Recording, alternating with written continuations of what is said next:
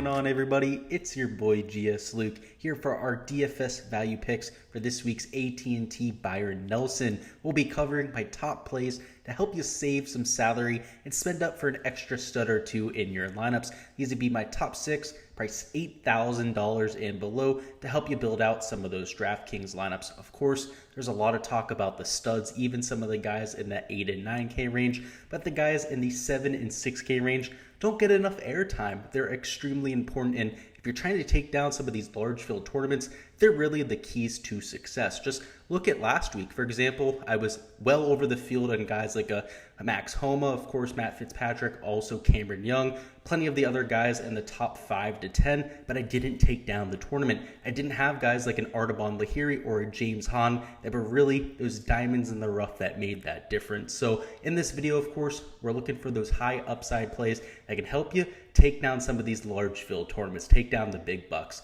So with that being said, let's go ahead and hop right on into it. But first off, a review of last week where we got 4 of 6 of these picks through the cut. Our best finishers were Nick Taylor and CT Pan. Both finished in the top 15, which was great for especially some of the smaller field tournaments, single entries, 2 to 3 maxes, that sort of thing. But the optimal plays were Artaban Lahiri, Lanto Griffin, a few of the other guys there in the top 5. So of course, that is the goal here for this week, and try and give you the GPP winning plays. So with that being said, let's go ahead and hop right on into it.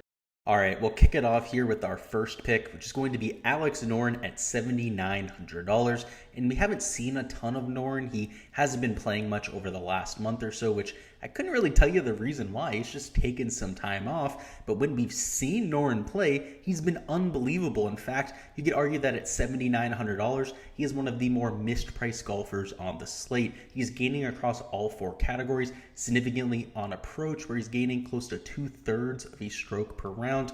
On his greens with the flat stick, he's gaining close to 1/3 of a stroke per round.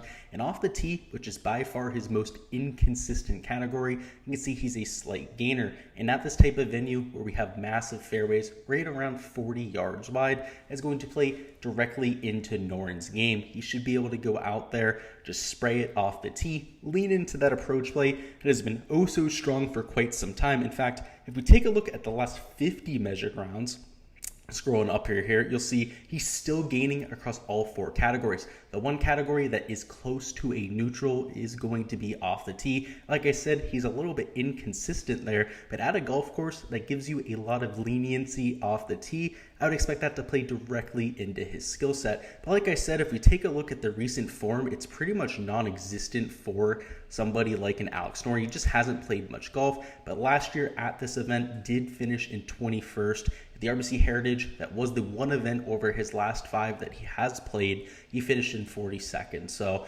nothing to really throw up a red flag, just gaining across the board, should be able to get away with it off the tee this week. I expect him to go out there, easily finish in the top 25, and certainly has that GPP upside as well. Next up, we have Siwoo Kim, who last week was a lot more expensive and was a sleeper pick for us, and didn't really pay off. He was in position to start Sunday to really vault himself up the board, perhaps even finish in the top 5.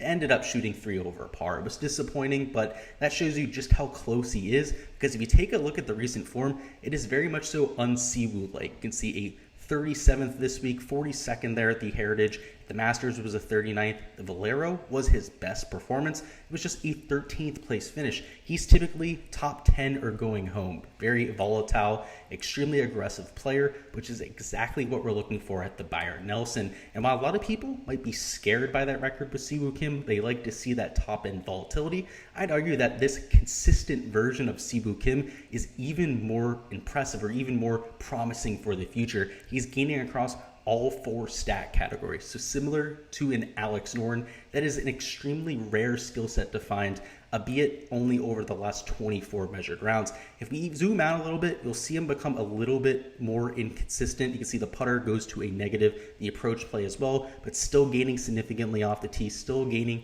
significantly around the green. That's kind of his identity, right? If he goes out there, gains with the irons, gains with the putter, that's when Siwoo goes out there and wins golf tournaments. And of late, he's been a consistent gainer in both categories. So for him to go out there and pop, I would argue that it's much more likely to happen now than when we see him a little bit more inconsistent, unlike we've seen over the last 50 measured rounds, which makes me even more excited to play him. It just seems like a Siwoo Kim track, a place where you need to take it to 20, perhaps maybe even 25 under par like we saw last year at this event. Now, I know the wind conditions, a lot of the just dampness, how receptive the greens is going to be a lot different.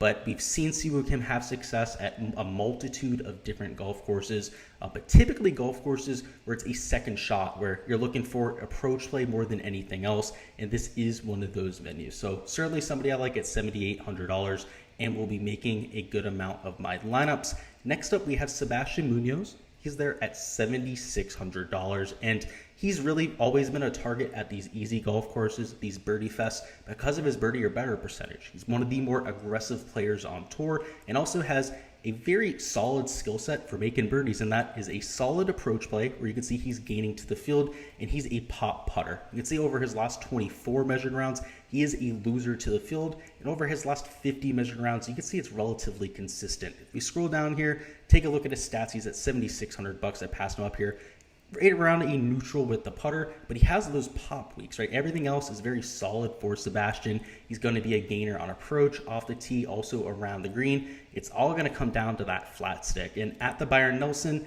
you do want to see players with that putter, but Sebastian Munoz is no stranger to popping in the positive direction. He'll gain 4 or 5 strokes to the field in any one event. He'll also lose 4 or 5 strokes in any one event to the field. So you're hoping that you're getting the positive end of that volatility, but of course these are GPP-centered plays. They're meant to be volatile. They're meant to have a wide range of outcomes to hopefully capture the top end of that every once in a while. So I like him there at $7,600. I usually like targeting him, again, at these birdie fest golf courses, but also golf courses that are relatively open off the tee, where you're not dealing with a ton of penalties, a ton of penalty for hitting it in the rough. Because if there's one thing that he does struggle with from time to time, it is that accuracy off the tee. For our next pick, we have Dylan Frittelli. He's at $7,300, and he's a hometown guy. He's from Texas. He's had some success at these Texas courses over the years, and in terms of a skill set fit, it's also one that I really find intriguing. So if you take a look at the shots gain metrics, you'll see Dylan Frittelli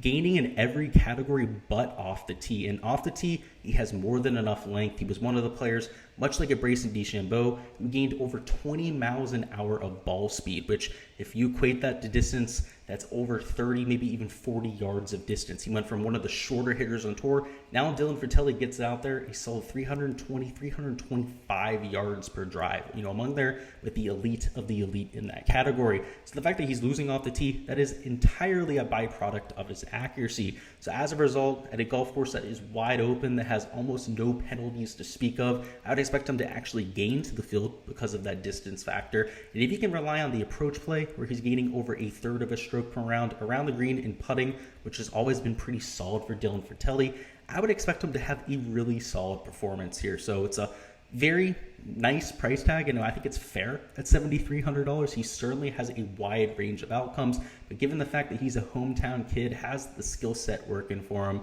I think he could go out there and surprise a lot of people. And now we have Sahith Theegala at $7,100, and he hasn't been very sharp of late. He certainly hasn't been his best self. So unlike a lot of the other plays, this isn't as much of a recent form thing. So if we take a look at the last 24 measured rounds, not going to be nearly as advantageous as the others, but gaining off the tee, right? He's extremely long, always going to gain to the field with the off the tee play. It's going to come down to the approach play and the putter. He's extremely inconsistent, but when he's playing really good golf, he's extremely dangerous. I mean, just take a look at his Friday round last week. He went out there, had one of the rounds of the golf tournament, was hitting the ball to 5 to 10 feet almost on every single hole and draining a ton of putts. That's what Sahith does when he's playing really solid golf. And I just expect this to be a good golf course for him, right? He can be a little bit inaccurate off the tee. That shouldn't be a problem for him. It's a golf course with large greens, so he's not going to have a problem getting the ball in position, and he has a knack for making a ton of long putts. Just look at the Waste Management Phoenix Open, that time of the year, Sanderson Farms, where he absolutely went off. It was at these easy, large green golf courses. I guess TPC Scottsdale, maybe not the largest greens in human history, but relatively easy driving golf courses. That's certainly a constant between all three of those venues. So I like them there at $7,100. I expect this to be a solid venue, especially off the tee for him. There's huge question marks, especially in terms of recent form with the approach play and the putting. But if we give him a larger sample size, right, try to cut him a little bit of a break here. He's right around a neutral in every category, right? Gaining off the tee, gaining around the green and with the putter, and a slight loser on approach. That shows you that he's inconsistent, right? He's right around a neutral. He's going to have weeks where he's gaining to the field and weeks where he's losing to the field. So if you're looking for a safe play, cash play, something like that, I would stay far clear from somebody like a Sahith Theegala. But if you're looking for somebody with upside, somebody who could perhaps go out there and win this golf tournament, obviously finish in the top 5 as well, he could also be your guy.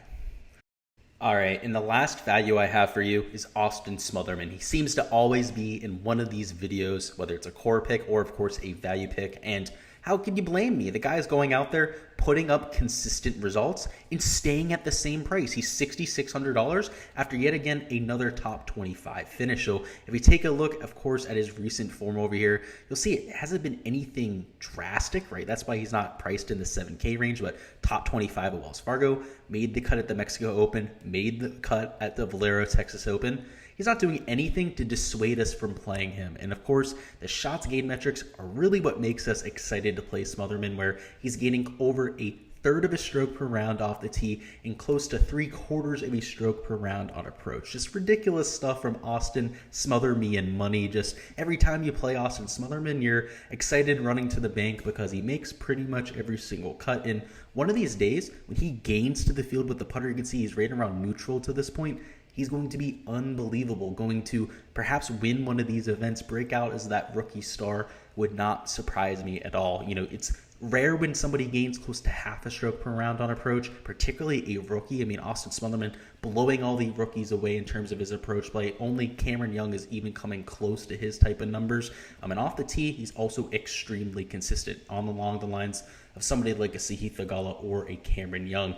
The X factor, like I said, is the putter, but of late, he's been around a neutral. He's been worse before. We take a look at the last 50 measured rounds, you'll see exactly what I'm talking about. You can see he's even a larger loser there, still a huge loser around the green, but the ball striking is consistent. He's always going to gain off the tee and on approach. This kid is just a bona fide stud at this point. So I've been beating the drum on Austin Smotherman for at least a month at this point, and again, I'm not going to jump off the bandwagon. This kid has been cashing us, made cuts, time and time again. And I think some of those top end finishes are just around the corner. All right, that's all I've got for the value picks. Before you hop on out of here, go ahead and let me know who your favorite play priced $8,000 and below is on the slate down in the comments. Would love to hear from you guys. For me, it's going to have to be Siwoo Kim. I think he has a legit chance of winning this week. But if we're considering price, maybe somebody in the 6K range, it's Austin Smotherman, right? No other pick on this slate.